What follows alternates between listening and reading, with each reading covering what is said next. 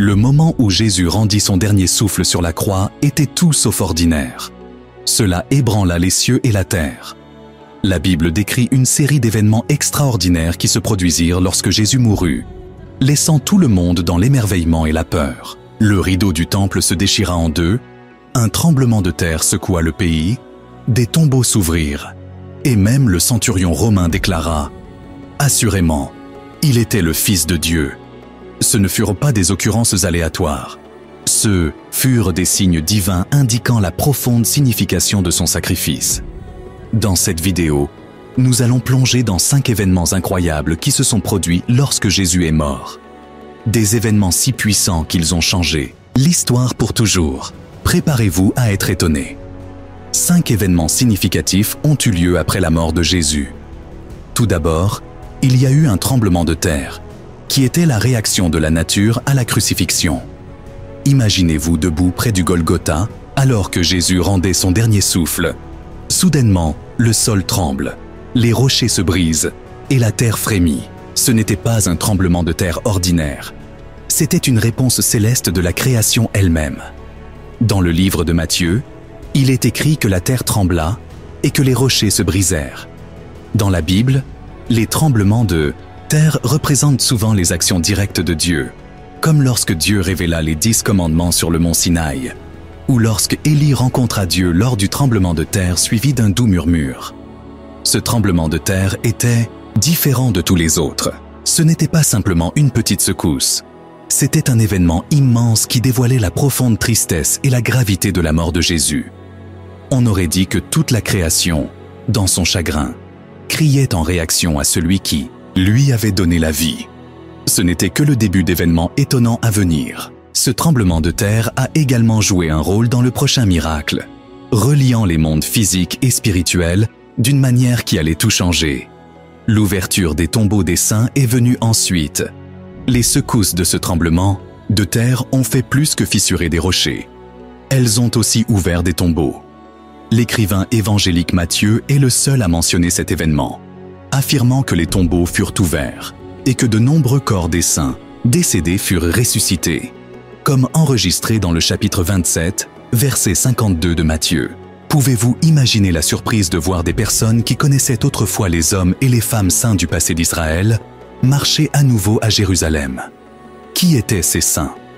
Beaucoup de gens pensent qu'ils étaient les bonnes personnes d'Israël, les héros de la foi, qui avaient attendu longtemps le Messie. Cette résurrection des morts était un signe d'un nouveau temps qu'apporta la mort de Jésus. Par son sacrifice, il ouvrit la porte pour que la vie triomphe de la mort. La présence de ces saints ressuscités offrait une forte preuve de la victoire du Christ sur le tombeau. Ils étaient un indice de ce qui devait venir.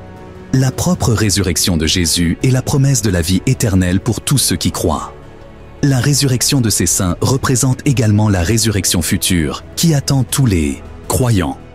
L'apôtre Paul en parle plus tard dans la première épître aux Corinthiens, chapitre 15, verset 20, où il appelle Jésus les prémices de ceux qui sont morts. En ressuscitant ces saints, Dieu nous donnait un aperçu de la puissante résurrection rendue possible par Jésus. Tout comme les saints ressuscités se sont manifestés à Jérusalem pour témoigner au monde, la résurrection des croyants prouvera également la force de Dieu sur la mort. C'est une image forte montrant qu'à travers Jésus, le pouvoir de la mort est progressivement brisé. Le troisième événement, le déchirement du voile du temple, représente une nouvelle façon de se connecter avec Dieu. Selon le livre de Matthieu, lorsque Jésus est mort, le rideau du temple a été déchiré de haut en bas. Le verset du livre de Matthieu parle d'un rideau très spécial, connu sous le nom de voile. Ce voile séparait le Saint des Saints, qui était la zone la plus sacrée du temple où l'on croyait que la présence de Dieu résidait, du reste du temple où les gens se rassemblaient. Seul le grand prêtre était autorisé à entrer dans le Saint des Saints, et cela ne se faisait qu'une fois par an, le jour des expiations. Cependant, lorsque Jésus est décédé, cette barrière a été déchirée, montrant que la séparation entre Dieu et l'humanité avait pris fin. Le voile était extrêmement épais, tissé et superposé pour empêcher quiconque d'entrer par erreur. Il a été déchiré de haut en bas, comme si cela avait été fait par la main même de Dieu, signalant qu'à travers le sacrifice de Jésus, Nous avons désormais un accès direct à Dieu. La déchirure du voile représentait le commencement d'un nouvel accord. Les sacrifices d'animaux ne seraient plus nécessaires pour expier les péchés, car Jésus avait payé le prix pour toujours. Cela a ouvert la porte à tous, juifs et gentils, pour venir à Dieu avec courage et assurance. Le livre des Hébreux exprime cela magnifiquement en affirmant que nous pouvons entrer avec confiance dans le lieu très saint grâce au sang de Jésus, comme mentionné dans Hébreux chapitre 10, verset 19. Cet événement significatif montre que le corps de Jésus, brisé sur la croix, a agi comme le nouveau rideau. Son sacrifice a levé le mur entre nous et Dieu, nous permettant de venir dans sa présence en tant qu'enfants chéris. De midi jusqu'à 3 heures de l'après-midi, une étrange obscurité a couvert le pays. Cette obscurité est tombée sur toute la terre de la 6e heure jusqu'à la 9e heure, comme le note Matthieu chapitre 27, verset 45. Imaginez le ciel devenant sombre à midi. Cette obscurité anormale était un signe miraculeux que toute la création était en deuil. Dans l'Ancien Testament, l'obscurité symbolise souvent le jugement et la tristesse. Dans le livre d'Amos chapitre 8, Dieu parle d'un temps où il fera coucher le soleil à midi, et la terre sera sombre en plein jour. Ce message s'est réalisé alors que le monde a connu une profonde tristesse. L'obscurité représentait la sévère cécité spirituelle de ceux qui se sont détournés de Jésus. Mais elle montrait aussi le lourd fardeau des péchés qu'il a portés sur la croix. Pendant 3 heures, la lumière du monde a été cachée, démontrant que la mort de Jésus n'était pas simplement un acte physique. Elle avait une signification plus profonde. Le Créateur prenait sur lui les péchés de toute la création. Et dans cette obscurité, la véritable importance du sacrifice de Jésus a été mise en lumière. Le centurion, un soldat romain qui avait vu de nombreuses batailles et supervisé de nombreux décès, a fait une confession puissante. Mais cette fois-ci était différente. Alors qu'il observait la terre trembler et le ciel s'assombrir, il était profondément ému. Et dans un moment d'émerveillement, il dit « En vérité, c'était le Fils de Dieu », comme il est enregistré dans le livre de Matthieu, chapitre 27, verset 54. Ce n'était pas simplement une remarque ordinaire. La déclaration du centurion était une affirmation puissante d'un témoin inattendu. Un homme qui n'avait aucune raison réelle de placer sa foi en un sauveur juif. Il faisait simplement son travail, s'assurant que l'exécution se déroulait sans accroc. Cependant, ce qu'il a vécu et ressenti au pied de la croix l'a transformé. Cette déclaration est importante non seulement parce qu'elle provenait d'un soldat romain, mais aussi parce qu'elle reconnaissait clairement la nature divine de Jésus.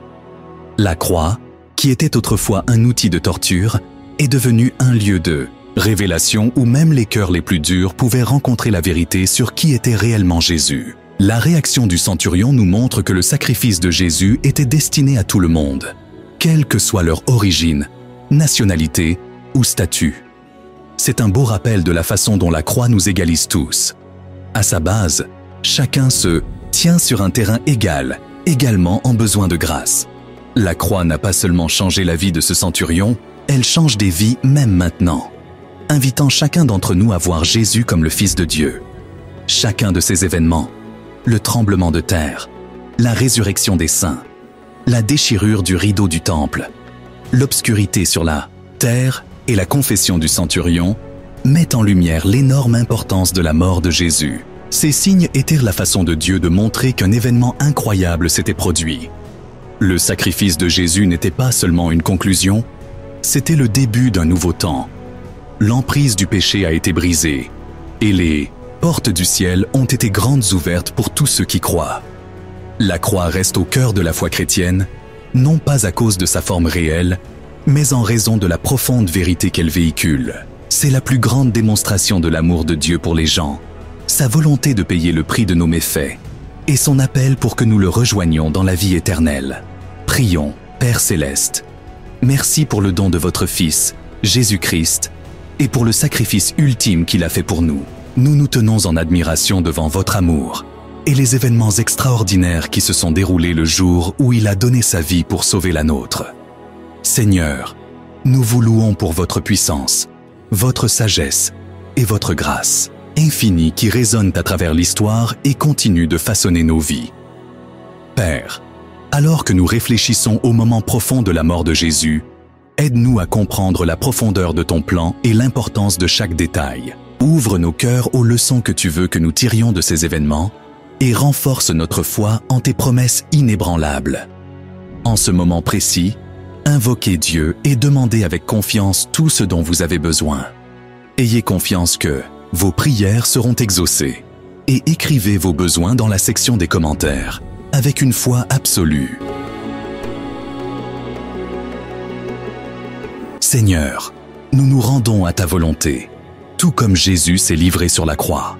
Aide-nous à relâcher les fardeaux, les doutes et les peurs que nous portons, en ayant confiance que tu es toujours aux commandes. Enseigne-nous à voir ta main à l'œuvre même dans les moments les plus sombres, tout comme tu étais présent dans les événements extraordinaires qui entouraient de la crucifixion. Nous te demandons pardon, Père, et le courage de pardonner aux autres. Aide-nous à vivre dans la liberté que Jésus a achetée pour nous avec son sang. Quand nous nous sentons perdus ou accablés, rappelle-nous la victoire et l'espoir que nous avons grâce à son sacrifice. Guidez-nous pour marcher en alignement avec votre but, Seigneur, et pour partager l'histoire de votre amour et de votre rédemption avec ceux qui nous entourent. Merci pour votre fidélité infaillible et l'assurance que vous travaillez toujours pour le bien, même au milieu de la douleur. Au nom puissant de Jésus, nous prions. Amen. Partagez cette vidéo avec quiconque a besoin de son soutien. Abonnez-vous et n'oubliez pas de cliquer sur le bouton de la cloche et de sélectionner tout pour rester à jour. Merci de nous avoir rejoints pour regarder cette vidéo et que les bénédictions de Dieu soient avec vous.